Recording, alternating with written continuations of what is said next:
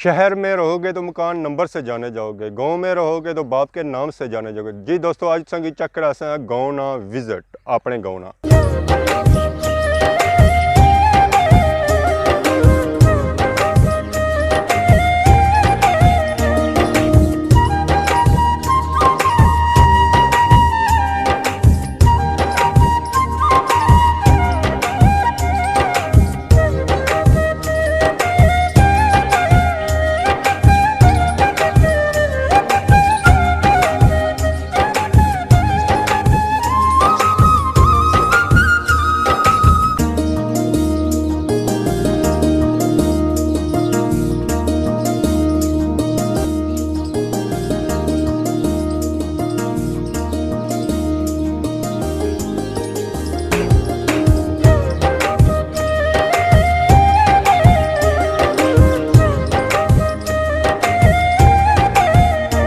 जी मारे दोस्तों अस्सलाम वालेकुम। उम्मीद करना सारे ठीक ठाक सो खुशबाश ईमान चसो। दोस्तों ईद ना तीसरा दिन सबू मुबारक हुआ है।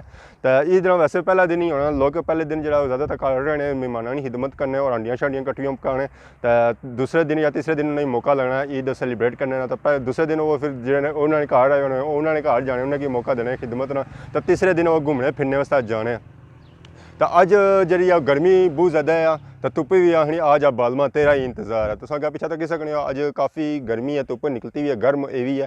तो ईद दूसरा दिन पहला दिन जो काफ़ी ठंडा सी है। तो पहले दिन असी चेक कराया कि ईद पहला दिन किसा सेलीब्रेट किया था और दूसरा दिन विजिट कराया है पलंदरी बाजार ना या पलंदरी इलाके ना। तो काफ़ी उसी पसंद किया। तो अज असी मौका लगा अपने इलाके ही रहा, ज़्यादा अज रेस्ट ही होया, हूँ शाम का टाइम है। तो अगर मौका लगा तो खूबसूरत जगह चेक करा इतने अपने इलाके जड़ियाँ मौजूद हैं अपने गाँव या अपने देहात। ये गाइयाँ ये भी इस वेले चाड़े च मसरूफ ही उपर तो तकी नहीं रही कि चाड़े मसरूफ ही काफ़ी भुखियाँ लगनियाँ। ये भी देहाती एक माहौल ना हिस्सा ही क्योंकि इतने देहात जानवर वगैरह काफ़ी रखे जाने तो इन्हें की खुली छूट होनी है इतने चरने नहीं। इस वेले सब गाइयाँ खुलियाँ हुई हैं तो चारा कड़ी रही। तो चारा भी इस वेले उस तरह नहीं है जिस तरह होना चाहिए क्योंकि बारिशां जो नहीं हुई, बारिशां शुरू हो सन तो चरा भी उसी है। इस नाल ही है बकरियाँ कुछ चरा कड़ी रही, कुछ लेटी तो खाई रही, कुछ बेह तो खाई रही, तो कुछ आराम फरमाई रही क्योंकि कुछ थकी गई खाई पी तो उन्हें पेट पूजा करी गी है। तो बाकी जो कुछ पेट नहीं भरन होया पर वह भी थकियाँ पर गोडे डाई खानियाँ भी। तो ये श्री लत्ते पता क्या हो गया कि कंडा वगैरह भजी गया अस्पताल आना पैर विच मंच। इस वेले आकड़ी दी है ज़बरदस्ती करी रही है, डरनी है माड़ी मंच इस वेले बड़े उस कट्टा।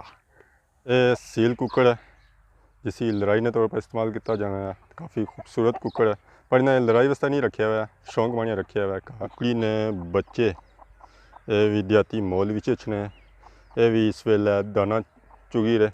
बाकी को कुकड़ी है उसने बच्चे भी तगड़े तो इस वेले डरी तो अंदर जा रही है। जी मारे दोस्तों इस वेला और तो फिलहाल कुछ भी नहीं लभा। तो पिछा तुसें फलाने बूटे नजर आई रहे सन वही लभे तुसें अज चेक कराने इतना फलाने केड़े बूटे तो सारे इलाके केड़े फल हो ही सकना है। जी दोस्तों तुसें नजर आई रहा उसी है अनार। इस वेला अनार लगा हुआ तो इस बूटे नाल छोटे बूटे सारे अनार लगे हुए, कुछ फुलों में है तो कुछ अनार बनते हुए है। तो बाकी इस नाल तुसें नज़र रखना उसी है बूटा फुहाड़ी ना या अंजीरा ना, ये भी सारे इलाके काफ़ी होने हैं।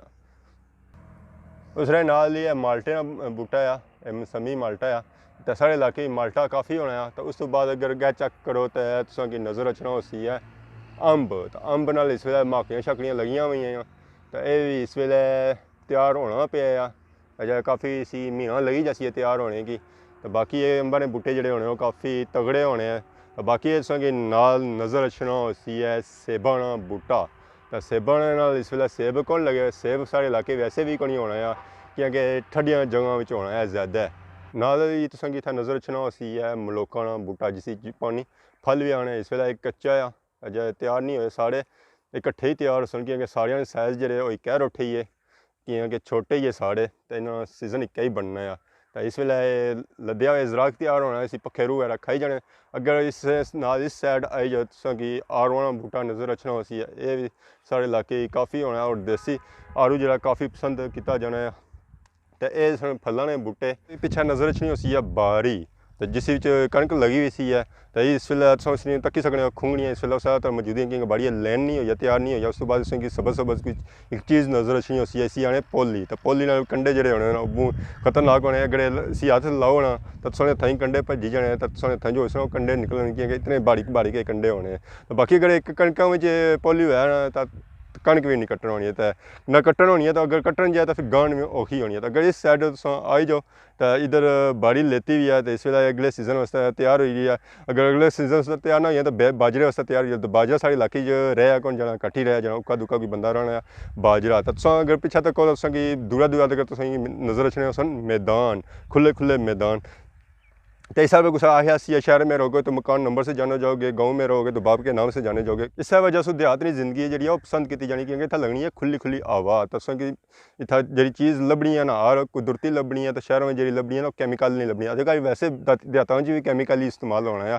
तो फिर भी जो शहरों की निस्बत काफ़ी बेहतर है दोस्तों इस तक कि इस वे ट्रैक्टर बाड़ी ले रही है बाठी बाड़ी सी खुंगनी वाली बत्तर है बारियां क्योंकि बारिश हुई है एक दो दिन पहलों और उसकी वजह से बाड़ियाँ बत्तर है तो बाड़ी पट्टन होनी थी तो ये पिछा उसने हल पे भी है तो ट्रैक्टर अगे होनी चाहिए है बाड़ी लेना ट्रैक्टर बाड़ी ले तो गया इसने पिछा तक किसी हल पे भी है बाड़ी हूँ मसे मसे नाल ले तो गया तो हूँ अपने अगले ठिकाने पर जाइए अगे कुछ अगर बाड़ियाँ हुई ना तो वह लेसी है इस वजह से देहातनी जिंदगी पसंद की जानी है तुसा नज़र रखने सन दरख्त जंगल पिया हुआ है इतना दरख्त ना इतना तुसा दरख्त लाने की जरूरत ही कोनी है कुदरती तौर पर दरख्त हो जाने तो शहर में दरख्त लाओ ना फिर भी नहीं तैयार होना है इतना तुसा ताज़ा हवा सब्ज़ा ही सब्ज़ा हर तरफ नज़र असी है तो लकड़ी उस तो बाद मुफ्त है नहीं हवा उस तो बाद नाल तो जंगली जानवर तहफ़ुज़ कोई किसी की तंग नहीं करना है तो इस वजह से देहातनी जिंदगी पसंद की जानी उस तो बाद इतना परिंदे जड़े बिल्कुल आज़ाद है तोते वगैरह उड़ी रहे चिड़ियाँ बोली रही गिंदर अपने मोर्चे च बड़े हुए एक कोयल आवाज़ सुनी रहे उसो ये हो गई है कोयल जे कोयल ने अंटे खाई ना तो अपना अंटा उसे दे जानी है जी हमारे दोस्तों अस गाँव ने विजिट चेक किया और चीज़ा इतनी चेक की ज़्यादा जानवर सन या जंगल सन दरख्त या पौधे या बूटे जिन्हें आखने तो यकीनन संगी पसंद आया अजे कोई बाहर नहीं जाना होया सोचा संगी नहीं खिदमत ही कुछ पेश करी होना बाड़ियाँ ट्रैक्टर जानवर वगैरह तो सानी किसा इजाज़त शाम होगी है सूरज भी ले गया इस दुआ ना कि सानी खिदमत ही नई नई वीडियो घंटा हाज़र होने तब तक दो इजाज़त फ़ी ईमान अल्लाह।